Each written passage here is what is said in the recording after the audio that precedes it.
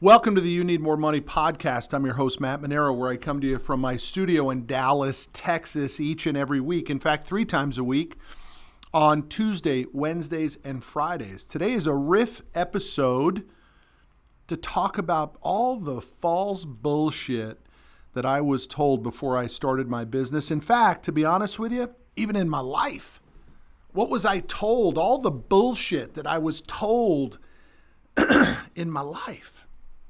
I'm just going to write them down. I've written them down. I'm just going to go through them with you and see how many of these actually resonate with you. One of the things that I was told by this mentor that I had early on in my career was, when it comes to business, was stay small. Getting big is just more headaches. You don't want a big business. You want to stay small. Can you imagine that bullshit? How stupid that is? Dude, if you want to grow a big business, you need people. If you want to make more money, you need scale. There's no glory in being a one-man or one-woman business anymore, y'all. Very rarely does it pay the bills. Now, I did have a guest on the podcast recently who just wrote a book, 1 Million by One Person. And she talks about some examples of it. Dude, it happens, but it doesn't happen often. The reality of business is if you want to grow your business, you need people. You need to get big. Staying small because big equals more headaches is not a reflection of the truth. It's really a reflection of that person's inability to grow a big business. It was bad advice. Don't buy into that bullshit. Number 2, employees are not to be trusted. God, did I waste so much time thinking this bullshit? I was told by a guy who owned a grocery store, a little sort of, mom and pop kind of grocery store. The guy worked 80 hours a week. He worked 6-7 days a week. He stood on his feet for 50 years working the register because he couldn't trust anybody to work the register. So guess who had to work the register? He had to work the register all day long. It's so dumb. The only way you get a big business is by trusting employees, by creating expectations and objectives and clear-cut roadmaps of what they're capable of doing so that they can go ahead and execute for the benefit of the organization. Here's something I heard when I was a kid. You're not a good student. Dude, I wasn't a good student because I didn't like the material I was being taught, the stuff that I was being studented. Billy, is that a word, studented? The stuff that I was being taught, algebra, calculus, whatever else I was being taught, I didn't give a shit about. That's why I wasn't a good student. I didn't care about the material.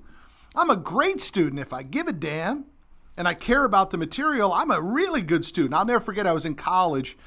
As some of you know, I went to Johnson & Wales University in Providence, Rhode Island. It's a cooking school. And I hated school. I mean, I was a terrible student. In fact, I recently found the report cards. I'm going to post the report cards for people to see literally what my grades in middle school and college were. I was a C and D student, period. Mostly a D student. Except in college, for one trimester, we had to do an internship, a real-life internship.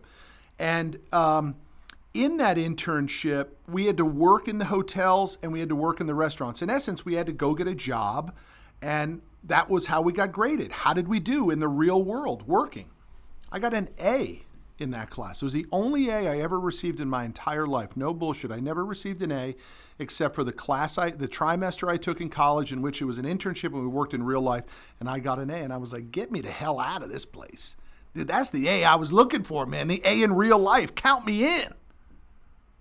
Here's something my mother told me all the time. We can't afford that. Man, those are dangerous words, man. You don't want to say that stuff. You don't want to say we can't afford that. That statement is so defeating. Nobody feels good after hearing or saying that. The kid doesn't feel good. I want this toy. Oh, we can't afford that. The parent doesn't feel good saying it to the kid. Just remove that bullshit from their vocabulary. Here's something my old man used to say all the time. Be careful. Don't get hurt. Be careful. Not good advice, man. I mean, we don't want to get hurt, but man, we got to do stuff that might get you hurt. Jump off the damn bridge. If the water's deep enough, go jump. Here's one. I'll never forget this guy telling me, It was at one of the hotels that I worked in. I was probably 21 or 22 years old, and I was down in the gym working out. This guy would stay at the hotel all the time. He was like a colonel in the military, and now after he was out of the military, he was doing consultancy work. This is outside of Washington, D.C., where a lot of people in D.C. work for the government or for the military. And he would stay at the hotel that I was working at. And his big secret to life, always live below your means. All right. Boy, I bought that bullshit hook, line, and sinker. It's why I live in the house that I live in right now. I literally could live in a house 4 times nicer than the house I live in. But I was so afraid when I bought this house 15 years ago. Man, what happens if something goes wrong in the business, man? We got to be able to live below our means, baby. This is how we got to hold on. We got to make sure we can afford it. It was bullshit. I should have bought the big fancy house that's gone up 100% in value in the last 12 years instead of my house. The only reason my house has gone up in value is because I added on to it. Here's one. My old man used to say this. Don't speak, just listen. All right. Another one. You must be a hard worker. Dude, you don't have to be a hard worker. There's a lot of people that make easy money. A lot of people make easy money. Now, I am a hard worker, and I would say most people don't work hard enough, and they don't grind, and they don't have enough grit. But it doesn't mean you have to be the hardest working person in the organization. At some point, you have to elevate to being the hardest thinker in the organization, not necessarily the hardest worker. Here's one that we've heard 1,000 times. All debt is bad. Dude, that is totally incorrect. If you can buy a piece of property for $1 million and the property cash flows greater than the debt service against the property to own it, that debt isn't bad. So the idea of all debt is bad is stupid. It's not true. It's totally incorrect. My old man used to say this all the time. Don't talk about money. No, Pop, you don't want to talk about money. I'm not afraid to talk about money. You're the one who doesn't want to talk about money. I'm good with it. It's bad info to not talk about money, man. You want to talk about money. The richest people I know love talking about money. They are not afraid of the topic. We got to get past that point of our fear of talking about money to ever be able to understand it, use it, leverage it, and get it. I wrote these down too before the podcast. Here's what I never heard growing up. Network with people ahead of you. No one ever taught me that lesson. Literally, I never learned that lesson. No one told me about networking and the importance of relationships and playing up, not playing down. My old man never taught me that. My mother never taught me that. A coach never told me that. My friends' parents never told me that. Nobody ever told me that. Dude, that's the freaking secret. Who the fuck do you know? So you can call in favors and ask advice and have them bring deals and laugh with them and bring them over to dinner and they crack jokes and you have a good time, for God's sakes. Network with people. Here's another one I never learned, ever. Learn to earn. No one told me that learning to earn matters. So I was always so terrified of, well, I guess I'm not going to have anything left over. I'm not going to have left. I didn't understand that you just go into the marketplace and make more and take more.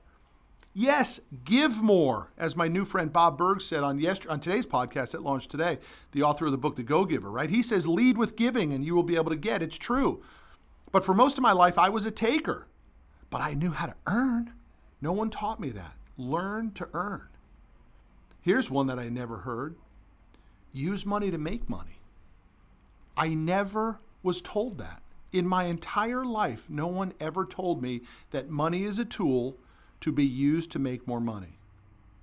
I actually thought money was a resource that was to be used up. I never understood that you can give that and get more. I never understood that because nobody told me. Here's one I was never told before. It's okay to trust others. In fact, I look back and I believe that most of my upbringing and even my early days of business, I was told not to trust people. My mother told me not to trust anybody. Why? Because she got divorced 3 times. My old man told me not to trust anybody. Why? Because he got fucked by his partner. Don't trust anybody. One hand works the register. Guys, it's so silly. You have to be trusting of yourself and your instincts and your research and analysis, and then trust others. You need others. Here's the last thing. Nobody ever told me I needed more money. No one said, dude, you ain't making enough money. I just did a mentoring call with a guy today who was making $30,000 a year. The first thing I said to him was, take a guess. Dude, you need more money. That's your problem. You need more money, my brother. You got to go get some money, dude. You can't live on $30,000. That's the first thing you need to do. You know what I told him to do? Quit your job today. Go put yourself in a bind. Draw the line in the sand. You're worth more than $30,000. Now go out and make it. All right, y'all. That's the false information that has affected my life, and it's also the stuff that I never heard before. I appreciate everybody. If you haven't had a chance to get your hands on the You Need More Money book, go buy it. It's the best $20 you can spend. If you don't get $20 worth of benefit out of You Need More Money, the only thing it tells me is you didn't read the damn book. It's on the first doggone page, and I'm grateful for everybody who has read it, who's left reviews. Do me a favor, leave a review of the podcast as well. Get your hands on You Need More Money. It's on Audible and Amazon, and I will see you all down the road.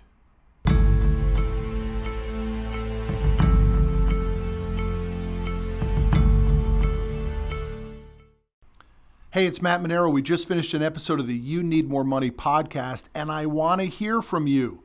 Go to mattmanero.com. Under Meet Matt, click Ask Matt.